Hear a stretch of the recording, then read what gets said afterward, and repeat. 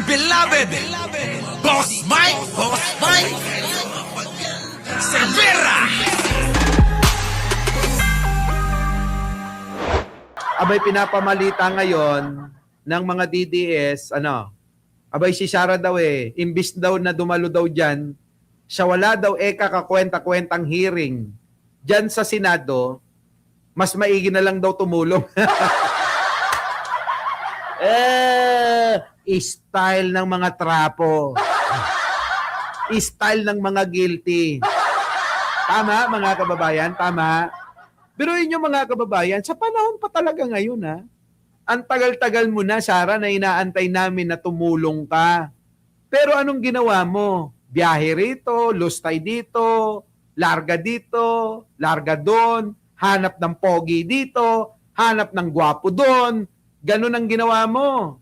O ngayon, dahil may patawag sa iyo ang Kongreso, na dapat ikaw ay dumalo. Ano ang katwiran? Mas okay na lang ang tumulong kaysa dumalo dyan. Diba, mga kababayan ko, kung di ba naman loko? Diba, paring Lance Christian, Baldanzo. Alam nyo, style bulok. Tama si Mario. Style bulok yung mga yan O ngayon, ang tanong, anong pagtulong ba yung ginawa mong hayop ka? Matagal nang nag-iisa si Pangulo na tumutulong, nag-aasikaso, nagtatrabaho para sa mga Pilipino. Pero ikaw, anong ginawa mong hayop ka? Kasama yung mga alipores mo na mga natatae sa spa. Uulitin ko, Sara, anong nagawa mong hayop ka? Kasama yung mga vlogger mo na natae sa spa. At kasama yung mga grupo ng mga pangit na mga vlogger mo na hindi mo alam kung tao pa ba. At kasama na rin yung mga bayarang mga babae kung hindi, hindi daw naliligo. Totoo ba? Di ba mga kababayan ko, yung mga vlogger daw nilang babae, maaampop. Nababangsit ka no, matikili-kili da. Naaanag ka no, iti ubot da. Naapo na. May turod yung mga delpa-delpatan.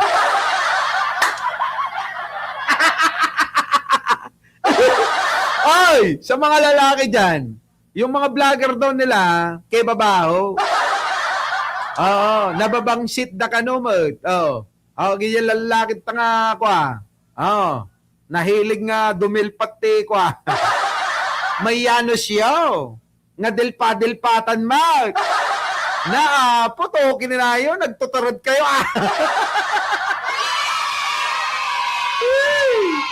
Ay, kaya yung delpatan mo, ni Dakati Binag, da Maharlika, kasta.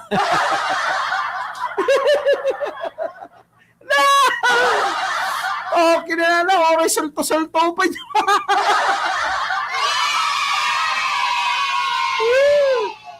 Mayat garod niya na tanda sa bali nga sa utay di na matrace ni Lolo Whitey. Hindi na intindihan ni Arnold Lopez. Okay na. No di kayo, agsaro Ay, bilibat kinyayo. Eto na. Pangulong Bongbong Marcos, pasok! Trabaho ng trabaho! Di baling mga yayat, basta nagtatrabaho!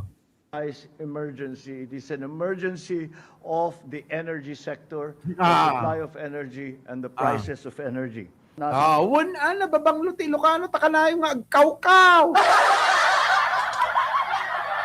Di ba? Ay, kinanayon. Di ba? Sa mga Ilocano dyan. Nababanglo ti Ilocano, mababango. Bakit? Kanayon nga agkaw-kaw! Di ba? Gamit pa iti ko Di ba? Feminine wash di ba? Kinalayon nga agkaw-kaw ti Ilocano! Sa balitang-balita na kahapon, nakadeklara kami ng energy emergency. No. And dahil nakikita nga natin ang mga kaguluhan na nangyari dito sa gera sa Middle East. Nako, ayan na, Jeffria. I-ano mo na, i-translate mo na. Yolanda Decena, i-translate nyo nga. To, kinanayo mo, kalayan ka na. Perbe kayo mo, katawa. I-translate yun mo, tano maawatan da, tano. Gamin, no syakti ng ibaga, yari ako kay Lolo Whitey. Parusa yan, parusa. Eto na. Pangulong Bongbong. At ang ruta ng supply ng langis sa buong mundo ay naapektuhan. Ang Straits of Hormuz, madalas nyo nang marinig ang Straits of Hormuz. At yun, kung tignan ninyo sa mapa, doon dumadaan ang mga langis ng 20, more or less 20% ng lahat ng world supply ng oil products dahil oil-producing countries sa mga Gulf countries. So, doon dumadaan lahat. Yeah. Karamihan ng dumadaan na langis sa Straits of Hormuz papunta rito sa Asia. At ang Asia, sa pagsara ng Straits of Hormuz, ang Asia ang pinakamabigat ang tama. Kita nyo? At tayo bilang Ayo daw mga kababayan, sige ito na para matapos na tayo. Si Pangulong Bongbong Marcos kasi mga kababayan, naaawa na ako. Awang-awa na ako sa presidente na to. Kung alam nyo mga kababayan, kung ang vice-presidente lang, mga kababayan, maayos, mauuna na ako kung magsabi na, Mr. President, okay naman yung vice mo, ibigay na lang natin, max safe, Hayaan na natin, magpahinga ka na muna. 'Di ba? Sa totoo lang ho. Oo, 'di ba? Real prank, Sasabihin ko talaga, Mr. President, okay naman ang Vice President mo. Ibigay mo na lang. Pagpahinga ka na. Tama na. Nakakaawa ka na. Yung itsura ni Mr. President sa mga problema na nag-iisa lang siya, na kumikilos, gumagalaw, yung Vice Presidente, kinang-ina, tignan nyo naman yung muka, mas malapad pa sa bandihado ang muka. Tingnan nyo. Mga kababayan, di ba? Kaya ba nating ipagkatiwala sa bobo, tatanga-tanga na Vice Presidente? Hindi. Kaya alam nyo si Pangulo, ayan, tinitiis niya na lang mairaos lang tayo. Totoo mga kababayan, tinitiis niya na lang yan. Di ba? Tinitiis niya na lang Kung meron lang talagang maayos, na po pwedeng pumalit sa kanya, binigay niya na yan. Maniwala kayo. Binigay na. Telma Pagat-Patan. Lynn Mariano. Julia. Julia Peralta. Evangeline Camilosa. Late ka na naman. Katawa ka lang gabi nga katawa mo. Alam nyo, sa totoo lang ganun talaga si Pangulong Bongbong Marcos hinalal ng 31 million Filipinos. Respeto natin yon, di ba, Rosalie Agsalud? Kung hindi nyo kayang irespeto, kinang-ina nyo, lumayas na kayo. Lumayo kayo rito. Kahit anong sabihin yung pagbabalik-balik ta rin ninyo, hindi solusyon yung pagpapababa ng pwesto ni Pangulong Bongbong. Kung may mga kasalanan, korupsyon, pakita nyo. Ganon. Di ba, mga kababayan ko? Di ba, Ischen, Wala Wala hong pwedeng pumalit sa kanya. Dahil yung Vice Presidente, SP Aki, bobo tanga. Tingnan nyo mga kababayan ko sa sitwasyon na ito. Kaya-kayang i-handle ni Sara? Sige kayo ang sumagot. Sa sitwasyong ngayon, Brian De Guzman, makinig ka. Delia Balubal, Joey Ariola, makinig ka nga. Winterhan, late ka na naman. Kakayanin ba ni Sarah, Bambina, makinig ka, na itawid tayo? Natandaan nyo ba? Yung tatay nga niya, anong ginawa nila? Imbis na tayo itawid sa nararanasan nating problema nung panahon ng pandemya, anong ginawa nila? Nagnakaw sila ng nagnakaw, mga hayop. Diba? Pandemya yon. Habang maraming mga Pilipino said na. Yung mga naipon, naubos lahat. Ngayon naman mga kababayan ng mga Pilipino, kahit papano nakatipon-tipon na. Diba? Meron ng urnong.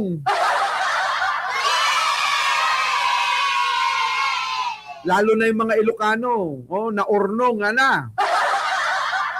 Marami na bang ipon? Ibig ko sabihin, maraming na urnong.